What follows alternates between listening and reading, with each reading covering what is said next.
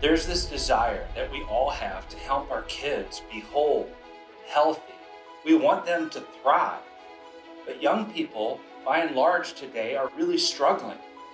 If you're a parent, a teacher, or a youth worker, you can see it. We can all see it. Teenagers today are dealing with anxiety and is playing a huge role in their lives. It's actually becoming a global crisis.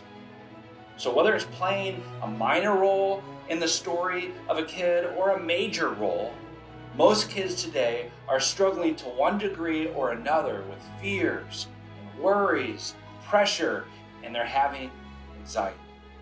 We can all see it, and they can feel it.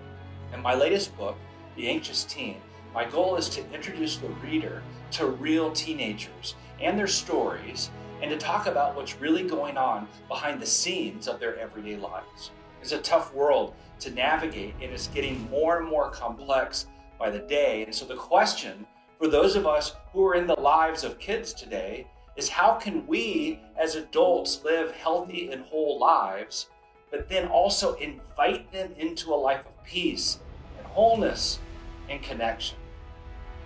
And how can we practically help kids today who are truly struggling?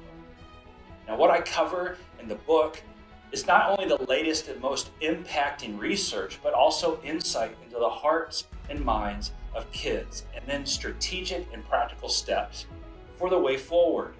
This book, it is for youth workers, it's for parents, it's really for anyone who cares about the next generation.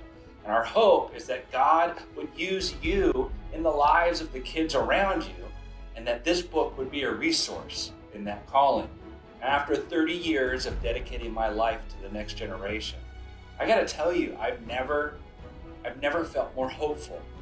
And our prayer is that this book might give you the tools in truly joining God in this divine calling of reaching and caring for today's young people.